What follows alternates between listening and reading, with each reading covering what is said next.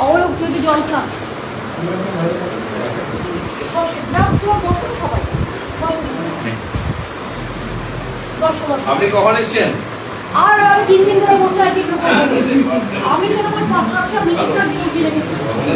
আর পরে বলছি ভগবানের কাছে বাপরে এই ঝামেলা কার্পেট তুলে পরিষ্কার মেঝেটা এত ভালো মানে একদম পুরো অরিজিনাল কালার মন্দিরের মন্দিরের কালার সেই জন্য খুব বড় পরিসর আগে 50-100 বছর 200 বছর লোক বাড়বে অনেকবার আজকে দেখুন এদের এখন অ্যানাউন্স করলাম যে কোনো আমাদের দেশের সব মন্দিরগুলো এত ছোট হয়ে গেছে ঢোকা যায় না।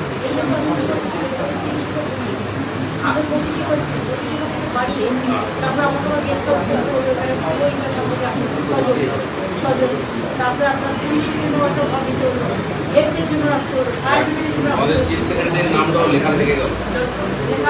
এই যে বড় কাজটা আমার হাতে হলো কিনা উনি আমাদের নেমন্তন্ন করেছেন ভগবানের কাছে। হ্যাঁ নমস্কার। ওনারা তো সবচেয়ে বেশি পুণ্য কামালেন, আপনি তো পরিশ্রম করলেন খালি পুণ্য তো ওনাদের নাম তো ওনাদের আছে। আচ্ছা কিন্তু আমার ডিএম খুব কাজ করছে ডিএমএসপি এবং ওই যে শ্মশান কাছে ও খুব ডিএমএ রিপোর্ট ডিএম করে অনেক কাজ ভগবান আশীর্বাদ। বিশ্বকার নাম বলছেন না সারাদিন লাইভ চালালো ওরা কখন আপনাকে ছাড়বে।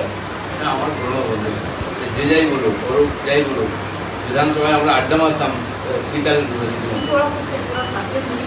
আরে এত গরম না ওই সময়টা তো এত গরম মাঝে খাওয়া দিয়ে দিচ্ছে আর তারপরে যোগ্য হচ্ছে কি মানে কালকে তো আমি 4 ঘন্টা পুড়েছি শুধু আগুনে ওইগুলো চৌকা ঢুকে এ করে দিই বাপরে বাপ আগুনে না রেস্ট না এখন আবার মিটিং করবো। ওই আমাদের নাসিন্দা ওই অব্দি বৃষ্টি হয়েছে ওদিকটা বুঝলেন তো এদিকে বৃষ্টি নেই। আমি দেখলাম আপনারা বসে আছেন মাথায় কাপড় দিয়ে এই করে রোদ্দুরে আমরা ওখানে ঠান্ডায়। আপনি পুরো লাইভ দেখলেন নাকি? হ্যাঁ আর দেখবো না আমাদের চিকিৎসা কোথায় চেয়ারম্যানটা খুলে দিই দেখে দেখে আসছি আমিও করেছি। কি করা যাবে ভগবান যদি কিছু বলে উল্টো